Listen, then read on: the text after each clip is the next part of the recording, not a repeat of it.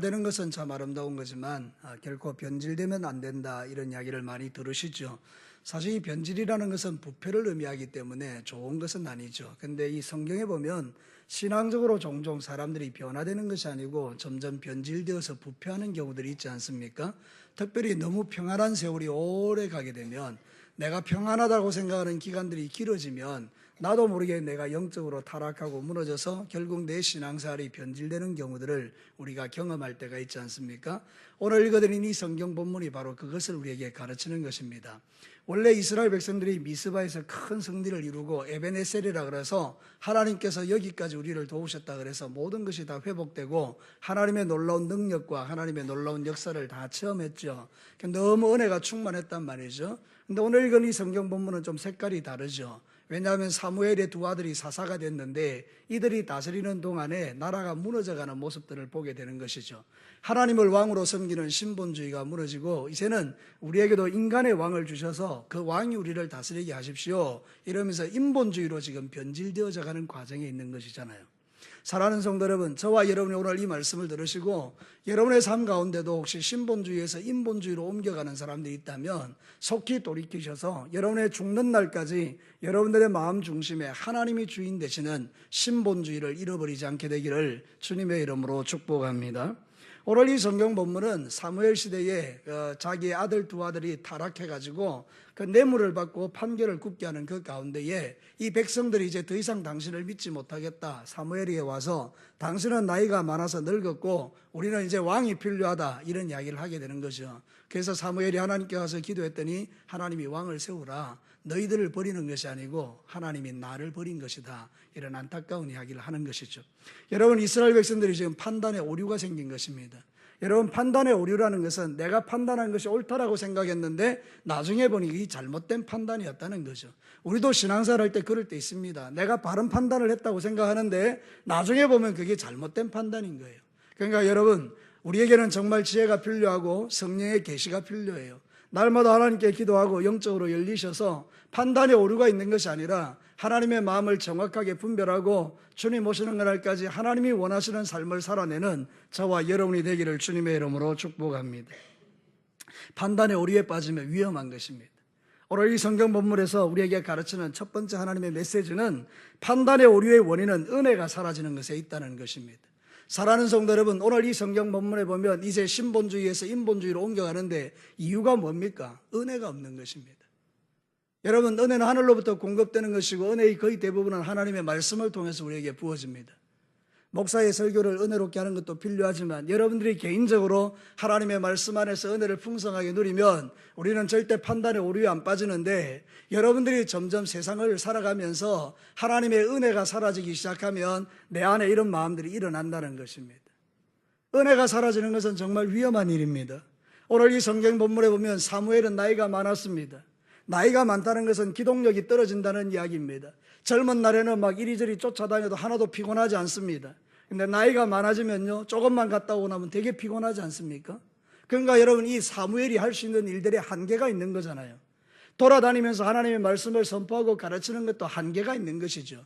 그러면 그 두 아들이 잘해야 될 거 아니겠습니까? 요엘과 아비야라는 그 아들 둘이가 정말로 아버지의 뒤를 이어서 말씀을 은혜롭게 선포하며 이스라엘 백성들이 신본주의에서 떠나지 않을 텐데, 오늘 읽었던 이 성경 본문에 이들의 믿음의 중심을 한번 보십시오. 3절에 보면 이렇게 말하고 있습니다. 그의 아들들이 자기 아버지의 행위를 따르지 아니하고 이익을 따라 뇌물을 받고 판결을 굽게 하니라. 이런 사람들이 사사가 됐으니 이 나라가 잘 되겠습니까? 사랑하는 성도는 말씀이 없는 사람이 하나님의 사람이 되고, 말씀이 없는 사람이 목사가 되고, 말씀이 없는 사람이 교회의 리더가 되면 여러분, 은혜가 흘러갈 수 있겠습니까? 그러니까 결국 은혜의 문이 다 닫히는 거죠. 사실 여러분, 성경에 보면 이 사무엘은 길갈에서 베델에서 라마에서 하나님 말씀을 가르치는데 이 아들들은 거기에 있지 않습니다. 브엘세바에 가 있는 것입니다. 거기 가서 뭐 하고 있는 것입니까? 부정한 짓을 하고 있는 것입니다. 하나님의 은혜가 다 막혀버린 것이죠. 그러니까 여러분, 이 사람들이 마음이 이제 변질되기 시작한 것입니다. 저와 여러분이 신앙생활 할 때 눈 뜨고 똑바로 살펴봐야 될 게 뭔가 하면 내가 지금 은혜 아래 있는가, 이걸 살피셔야 돼요. 내 심령 속에 하나님의 은혜가 있는가? 은혜가 점점 떨어진다고 생각되어지면 목사님 때문이다, 누구 때문이다 말하지 말고 여러분 자신의 신앙사를 똑바로 쳐다보셔야 됩니다. 아하, 내가 지금 은혜에서 멀어졌구나. 왜 내가 은혜에서 멀어졌는가? 그 원인을 찾아내야 하는 것입니다. 사랑하는 성도 여러분, 시편 78편 10절과 11절에 보면 그들이 하나님의 언약을 지키지 아니하고 그의 율법 준행을 거절하며 여호와께서 행하신 것과 그들에게 보이신 그 기이한 일을 잊었도다. 하나님이 나에게 베푸르신 구원의 은혜를 다 잊어버린 것입니다. 사랑하는 성도 여러분, 여러분이 구원받을 때는 왜 구원받았습니까? 억만 죄악 가운데서 구원받은 것입니다. 저 지옥의 밑창에 떨어질 여러분들이 하나님의 은혜로 값없이 의롭다함을 얻어서 구원받은 것입니다. 이 놀라운 은혜가 내 심령 속에 살아있으면 우리는 세상을 살아갈 때 이길 수 있는 것입니다. 이 은혜가 이제 점점 사라져버린 것입니다. 주님의 은혜 십자가를 생각해도 가슴에 전혀 뭔가 이렇게 격동됨이 하나도 없는 것입니다. 오늘 이 땅에 교회의 강단에서 예수님을 이야기해도, 십자가를 이야기해도, 피의 복음을 이야기해도, 성령에 대하여 이야기해도 그냥 피리를 부르도 춤추지 않는 것 같고 곡을 해도 울지 않는 사람들처럼 그렇게 우리의 마음이 점점 강팍해지고 가는 것은 우리 안에 그 은혜가 사라지고 있다는 증거가 아니겠습니까? 그래서 우리는 울어야 하는 것입니다. 여러분이 돈이 없어서 우는 게 아니고, 건강이 없어서 우는 게 아니고, 여러분의 기도의 제목이 응답되지 않아서 우는 게 아니고, 여러분의 심령 속에 하나님을 생각해도, 예수님을 생각해도, 천국을 생각해도, 다시 오실 주님을 생각해도 무덤덤한 그 나의 영성을 주님 앞에 회개하고, 하나님, 내가 지금 은혜에서 멀어져 있습니다. 내 심령 속에는 지금 하나님이 아닌 것들이 왕노릇하고 있습니다. 하나님, 나를 다시 한번 새롭게 해주십시오. 적어도 여러분이 이런 기도를 드릴 수 있다면 여러분은 살아있는 것입니다. 오늘 수요 예배 오신 여러분들은 그나마 하나님 앞에서 마지막 시대에 믿음 하나 지켜보려고 애를 쓰며 모든 삶의 우선순위를 끊어버리고 하나님 앞에 결단하여 와 있는 것 자체가 여러분들은 소망이 있는 것입니다. 사랑하는 성도 여러분, 여러분의 마음속에서 은혜가 사라지지 않게 되기를 축복합니다. 하나님의 말씀이 항상 여러분에게 아멘으로 감동될 수 있기를 원합니다. 그렇게 안 되면 여러분은 죽는 것입니다. 내가 죽어가는 줄도 모르고 죽어가는 것입니다. 사랑하는 성도 여러분, 신본주의에서 인본주의로 넘어가는 단계의 결정적인 이유가 뭔가 하면 여러분, 이게 우선순위가 뒤집어지는 것입니다. 잘 들으시기를 바랍니다. 내가 인본주의가 되는 지금 그 과정에 있는 것, 우선순위가 뒤집어지는 것입니다. 내가 신본주의일 때는 절대로 우선순위가 뒤집어지지 않습니다. 죽었다 깨어나도 주일 성수 바꾸지 않습니다. 죽었다 깨어나도 11조 문제는 내가 생명 걸고 지켜내는 문제입니다. 여러분, 내가 하나님 앞에 드리는 예배는요, 이거 생명 걸고 지키는 예배인 것이에요. 우선순위가 안 바뀝니다. 그런데 인본주의로 싹 넘어가면 얼마든지 이건 뒤집어집니다. 여러분이 한번 생각해 보시죠. 여러분의 신앙사를 한번 돌아보시죠. 여러분이 만약에 그런 삶 가운데 있다 그러면 여러분은 지금 우선순위가 잘못되고 있는 것인데, 더 핵심으로 깊이 들어가 보면 은혜가 떨어진 것이고, 은혜가 떨어진 증거는 여러분이 신본주의에서 멀어져 있다는 것입니다. 사랑하는 성도 여러분, 이제 저와 여러분들 오늘 말씀을 통해서 여러분의 심령 속에 다시 한번 신본주의가 회복되기를 축복합니다. 엘리가 나이가 많은 거, 그게 그들에게 하나님을 멀리하고 왕을 구할 이유가 되겠습니까? 사랑하는 성도 여러분, 목사가 나이가 많다고 해서 여러분 교회가 그렇다고 해서 그게 여러분에게 신본주의에서 떠날 이유가 되는 것입니까? 물론 일부의 이야기 그게 될 수는 있을지도 모르겠어요. 그런데 여러분, 가장 중요한 핵심은 여러분 자신에게 있는 것입니다. 내가 하나님 앞에 기도하고 십자가의 은혜가 감격되지 않는 것에 대해서, 하나님, 옛날에는 내가 주님만 생각해도 눈물이 났는데 세월이 오래 지나다 보니 그저 무덤덤하고 무감각하고 내가 지금 신앙생활 잘하는지 못하는지, 내가 지금 어떤 상태에 있는지도 모르고 그렇게 삶을 살아갑니다. 사랑하는 성도 여러분, 은혜가 사라지면 죄악이 관영해지는 것입니다. 내 안에 죄가 가득하게 되는 것입니다. 사랑하는 성도 여러분, 그렇지 않습니까? 창세기에 보면 그렇게 말합니다. 창세기 6장 5절과 6절에 보면 여호와께서 사람의 죄악이 세상에 가득함과 그의 마음으로 생각하는 모든 계획이 항상 악할 뿐임을 보시고 땅 위에 사람 지었음을 한탄하사 마음에 근심하셨다고 했습니다. 여러분, 지금이 노아 시대하고 다를 바가 뭐가 있습니까? 죄악이 지금 관영한 것입니다. 관영하다는 것은 가득 찼다는 것입니다. 내 안에도 죄가 가득하고, 교회 안에도 죄가 가득하고, 세상에도 죄가 가득하고. 사랑하는 성도 여러분, 이게 위기가 아니겠습니까? 근데 놀랍게도 어느 누구도 이 위기 앞에서 무릎을 꿇고 하나님 앞에, 지금 내가 하나님 아버지 살아가는 이 삶이 위기입니다. 내 신앙이 변질되었습니다. 나는 하나님을 사랑하는 마음에서 이미 멀어졌습니다. 하나님, 나는 이제 예수님의 십자가 따위는 내 삶에 그다지 크게 영향력을 행사하지 않습니다. 그렇게 우리의 삶이 멀리 가 있습니다. 이제는 여러분 돌아오셔야 합니다. 하나님께로 돌아오셔서 우리의 믿음이 다시 주의 은혜로 회복되셔야 합니다. 우리가 세상 살면서 경계해야 될 것은 돈이 없어지는 것, 건강이 사라지는 것이 아니라 내 심령 속에 은혜가 사라지는 것을 경계하셔야 합니다. 지금은 사사시대보다 더 악한 시대요. 지금은 우리의 갈 바를 알지 못하는 시대입니다. 오늘 제가 집사님 한 분에게 카톡을 받았는데, 이 민족이 지금 신앙을 지켜낼 수 있는 그런 시대가 올까?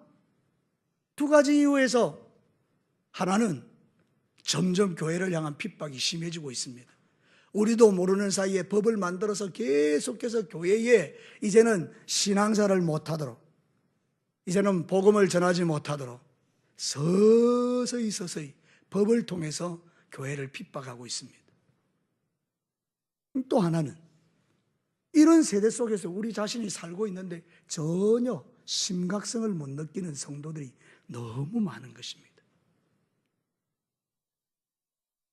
지금 우리가 살고 있는 이 시대는요, 정말 끔찍할 정도로 우리의 신앙의 위기 가운데 있는 시대입니다. 그러나 전에 말씀드린 그대로 냄비에 깨구리 담아놓고 불을 뗄 때 서서히 물이 뜨거워지기 때문에 깨구리가 죽는 줄도 모르고 물속에 잠겨 죽는 것처럼 지금 한국 기독교에 이런 일들이 일어나고 있는 것입니다. 사랑하는 성도 여러분, 이제 우리 정신 차릴 때가 된 것입니다. 원수가 주는 연락과 원수가 주는 생각을 거절하고 이제 저와 여러분 정신을 바짝 차리고 하나님 앞에 믿음에 다시 중심을 세우고, 하나님, 나는 은혜가 없으면 살 수 없습니다. 그리고 부지런히 기도하고 부지런히 깨어서 하나님 말씀 가운데 거하고 집중해서 주의 음성을 들으며 하나님 앞에 여러분의 영혼을 깨우지 아니하면, 이 지금 오늘 이 성경 본문에 있는 것처럼 이스라엘 백성들이 판단의 오류에 빠져서 하나님을 버리고 사람을 왕으로 구하고 그렇게 삶을 살아가는 어리석은 자가 되기 쉬운 것입니다. 사랑하는 성도 여러분, 하나님은 저와 여러분에게 분명히 말합니다. 지금은 판단의 오류를 할 때가 아니고 하나님 앞에 은혜를 구할 때이다. 여러분의 심령 속에 은혜가 다시 한번 불일 듯 일어나게 되기를 축복합니다. 여러분의 심령이 은혜로 충만하면 신본주의에서 떠나지 않는 것입니다. 여러분의 은혜가 약해지면 신본주의에서 인본주의로 뒤집어지는 것입니다. 여러분의 마음 중심을 잘 살펴서 내 마음 중심에 인본주의가 있는가 신본주의가 있는가, 하나님이 주인인가 내가 주인인가, 이걸 잘 살피셔야 합니다. 두 번째는 판단의 오류 가운데 가장 큰 것은 하나님을 버리는 것입니다. 이건 워낙 중요하니까 저를 따라서 하셔야 합니다. 판단의 오류 가운데 가장 큰 것은 하나님을 버리는 것이다. 여러분, 오늘 이 성경 본문에서 7절에 가슴 아픈 이야기를 하나님이 하십니다. 이런 하나님의 마음이 우리 때문에 일어나지 않기를 원하는 거예요. 7절 우리 다 같이 한번 읽겠습니다. 시작. 여호와께서 사무엘에게 이르시되 백성이 네게 한 말을 다 들으라. 이는 그들이 너를 버림이 아니요 나를 버려 자기들의 왕이 되지 못하게 함이니라. 우리 한번 상상해 보죠. 사무엘이 사람들이 찾아왔습니다. 당신은 나이가 많아 늙어서 우리는 믿을 수 없다. 당신의 자식들을 봐라. 당신의 자식들도 믿을 수 없다. 그리고 우리가 믿을 것은 왕밖에 없다. 여러분, 이게 얼마나 하나님의 마음에 아픔이 되는 이야기입니까? 지금까지 살아오면서 먹고 사는 거, 입는 거, 그들이 구원받은 거, 그들의 삶 가운데 역사한 거, 기적을 일으킨 거, 그들을 모든 위기 가운데 건져내신 분이 하나님이 아니십니까? 그들을 모든 전쟁에서 블레셋에서 이기게 하신 분도 하나님이 아니십니까? 근데 여러분, 하나님 필요 없다는 거잖아요. 우리는 이제 왕이 필요하다는 거예요. 사람이. 사랑하는 성도들, 오늘 이 성경의 핵심 메시지가 여기 있는 것입니다. 인간의 은혜가 사라지고 하나님에게서 멀어지면 우리는 하나님이 필요 없는 존재가 되는 것입니다. 더 이상 하나님을 의지하지 않는 것입니다. 사랑하는 성도 여러분, 저는 여러분들에게 한번 도전해보고 싶습니다. 여러분의 왕이 누구십니까? 여러분의 왕이 하나님이십니까? 그렇게 여러분의 믿음이 희미하십니까? 여러분의 왕이 하나님이십니까? 그래야죠. 당연히 그래야 되죠. 하나님, 세상에 아무리 많은 왕이 있다 할지라도 나의 유일한 왕은 예수 그리스도시요, 나의 유일한 왕은 전능하신 아버지 하나님이십니다. 나는 이 사실을 포기할 수도 없고 나는 이 사실을 버릴 수도 없습니다. 이 신앙 고백이 이어지는 사람은 절대로 변질되지 않는 것입니다. 살다 보니 하나님이 필요 없는 것입니다. 귀찮은 것입니다. 예배도 귀찮고 주님을 위하여 사는 것도 귀찮고 모든 게 다 귀찮아지고 그저 세상 사람처럼 들로산으로 놀러 다니며 내 하고 싶은 대로 하고 사는 것, 그것이 마치 행복인 줄 알고 착각하는 사람들이 너무 많은 것입니다. 언제부터 대한민국 교회가 1부부터 7부까지 예배를 만들어 놓고 새벽에 일찍 5시에 예배 드리고 그리고는 저 산 꼭대기 올라가서 등산을 즐기고. 사랑하는 성도 여러분, 우리는 이제 하나님이 필요 없는 시대가 된 것입니다. 그러나 성경은 우리에게 절대로 그렇게 말하지 않습니다. 요한복음 15장 5절은 여러분이 잘 아는 말씀입니다. 우리 함께 한번 읽겠습니다. 시작. 나는 포도나무요 너희는 가지라. 그가 내 안에 내가 그 안에 거하면 사람이 열매를 많이 맺나니 나를 떠나서는 너희가 아무것도 할 수 없습니다. 우리가 주님을 떠나서 뭘 할 수 있나요? 만약에 여러분 가운데에 누가 천에 하나 만에 하나라도 나 하나님 없어도 잘 살 수 있어요 라고 말하는 사람이 있으면 그 사람은 교만한 사람입니다. 세월이 지나가면 지나갈수록 느껴지는 느낌은, 목회를 하면 할수록 느껴지는 느낌은, 내 나이가 들어가면 들어갈수록 느끼는 느낌은, 내가 세상적인 경험이 충만해지고 나 혼자서 뭔가 할 수 있는 것 같은 실력이 내 안에 있다라고 스스로 여겨지는 그런 정도의 수준에 올라가면 올라갈수록 내 마음의 중심에 드는 한 가지 생각은, 그럼에도 불구하고 나는 하나님이 아니면 안 됩니다. 왜냐하면 내가 내 실력 의지하고 교만해지는 나 자신을 여지없이 바라봐서 추락해버리는 그런 일들이 너무나 많기 때문에 하나님, 나는 주님 아니면 안 됩니다. 그 고백을 우리는 경험이 쌓일수록, 실력이 늘어갈수록, 세월이 지나갈수록 더 많이 하게 되는 것입니다. 사랑하는 성도 여러분, 내가 하나님 없이 모든 것을 할 수 있다고 착각하는 사람들은 아담과 하와와 같이 선악과를 따먹고 마치 내가 하나님이 될 것처럼 착각하는 사람과 다를 바가 없는 것입니다. 사랑하는 성도 여러분, 우리가 크고 작은 실수를 살면서 할 수는 있지만 절대로 하지 말아야 될 일이 하나 있다면 하나님을 버리는 것입니다. 여러분의 삶의 보좌의 중심에 하나님을 왕으로 모시지 아니하고 그 왕위에 자기가 앉는 일은 우리가 해서는 안 되는 것입니다. 사랑하는 성도 여러분, 주님 오시는 그날까지 나는 주님을 붙들고 내 인생의 보좌에 하나님이 왕이십니다라고 항상 그 하나님을 내 보좌의 중심에 앉히는 그 믿음을 가진 자만이 마지막 시대에 변질되지 아니하고 하나님이 주시는 은혜와 축복 속에서 살아갈 수 있는 자들인 것입니다. 여러분의 주인이 누구입니까? 왜 분노하십니까? 왜 미워하십니까? 왜 서운해하십니까? 왜 섭섭해하십니까? 왜 여러분의 삶 가운데서 그런 감정들이 일어나는 것입니까? 인간이기 때문에 일어날 수 있는 감정이기도 합니다. 이해합니다. 그러나 여러분, 그것은 내가 주인 된 증거입니다. 그래서 우리는 정신을 차리는 것입니다. 아하, 나도 모르게 내가 주인이 됐구나. 저는 옛날에 그런 거 잘 몰랐어요.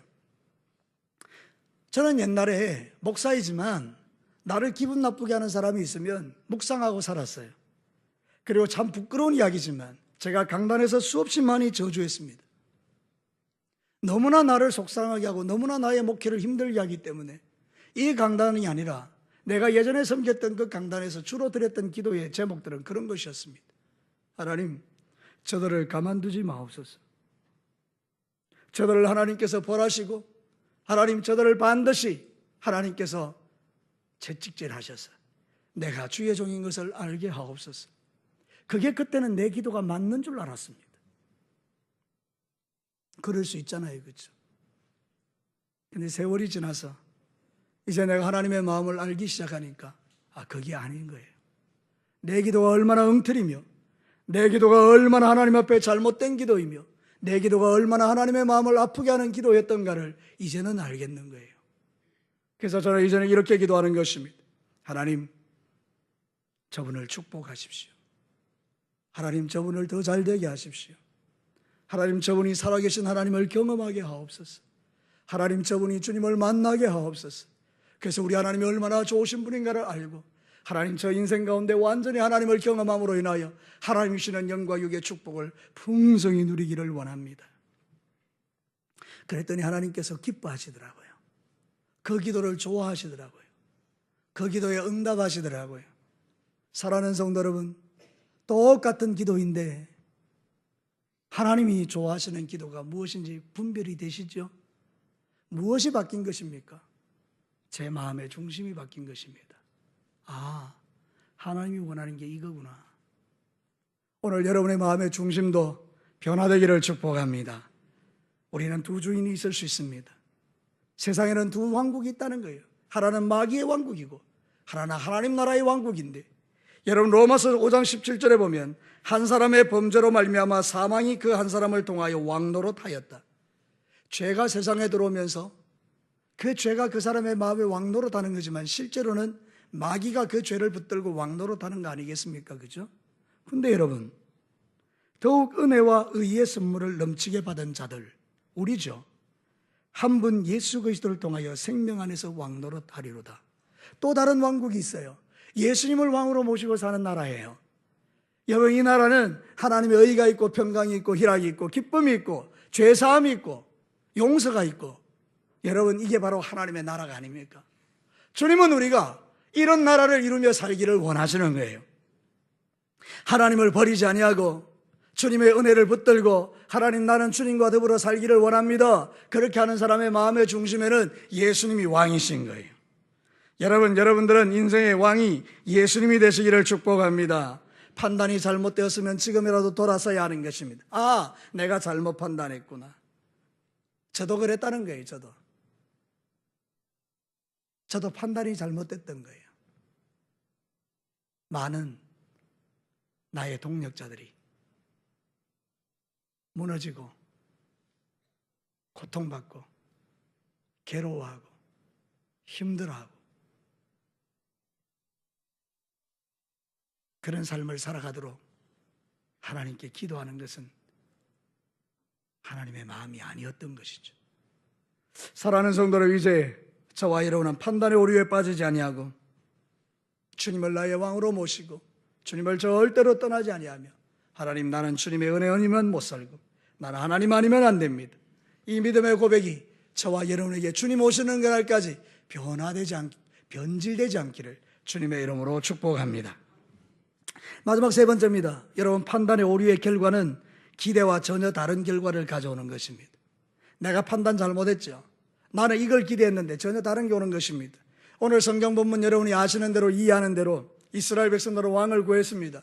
왕을 구하는 이유와 목적이 뭔가 하면 이 왕이 우리를 지켜줄 거라고 기대한 것입니다. 우리를 위하여 세운 왕이라고 생각한 것입니다. 그런데 여러분, 오늘 성경 본문 11절에 보면 11절부터 이렇게 쭉 18절까지 내용에 보면 전부 다 왕이 누구를 위해서 존재하는가 하면 자기를 위해서 존재하는 겁니다. 백성을 위해서 존재하지 않습니다. 백성들은 왕을 세우면 자기를 위해서 존재할 거라고 생각했는데 정반대입니다. 왕이 딱 되고 나서부터 그 다음부터는 백성들을 착취하고 백성들의 것을 빼앗고 백성들의 것을 도둑질하고 백성들을 괴롭히고 백성들을 억압하는 것입니다. 더 놀라운 것은 그들이 하나님을 버렸기 때문에 하나님으로부터 엄청난 역사가 일어나는데, 여러분 실제적인 성경의 역사 속에 이스라엘의 왕들 가운데에 정말로 백성들을 너무너무 괴롭혔던 왕들이 수도 없이 많이 있습니다. 그 왕들 가운데 엘리사 시대에 요람이라는 왕이 있었습니다. 아합이라는 아주 악한 왕의 아들이었는데 요람 시대에 아람 군대가 사마리아 성을 포위를 하게 됩니다. 하나님의 징계죠. 그들의 지은 죄 때문에, 그들이 인간 왕을 구했기 때문에, 그 완악한 왕이 백성을 잘못 다스리고 하나님을 떠났기 때문에 사마리아 성이 포위를 당합니다. 그리고는 여러분 빠져나가지를 못하니까 음식이 점점 떨어지기 시작합니다. 먹을 게 없습니다. 가장 비극적인 사건이 일어난 것입니다. 열왕기하 6장 28절에 보면 또 이르되 무슨 일이냐 하니 왕이 와서 물어보는 겁니다. 여인이 대답하되 이 여인이 내게 이르기를 내 아들을 내놓으라. 우리가 오늘 먹고 내일은 네 아들을 먹자 했다는 거예요. 여러분 배가 고프니까 이 어머니 둘이서 이야기한 것입니다. 오늘은 네 아들 잡아먹고 내일은 네 아들 잡아먹자 이렇게 약속한 것입니다. 그래서 자기 아들을 죽여서 잡아먹은 것입니다. 그리고 그 다음날 돼서 네 아들 내놔라 그러니까 안 내놓는 것입니다. 너무 억울해서 왕에게 와서 지금 하소연하는 것입니다. 여러분 이런 이야기가 소설에 나오는 이야기면 얼마나 좋겠습니까? 실제로 이스라엘의 역사 속에서 우리의 앞선 믿음의 선배들이, 이스라엘의 백성들이 그들의 죄악으로 말미암아 이런 일들이 일어난 것입니다. 사랑하는 성도 여러분, 처음에 제가 말씀드렸던 것은 우리가 능 놓고 손 놓고 있는 동안에 원수 마귀는 정권을 잡고 수없이 많은 사람들을 통해서 으쌰으쌰해가면서 그들이 전략적으로 접근해가면서 하나씩 기독교의 가치를 다 무너뜨려가면서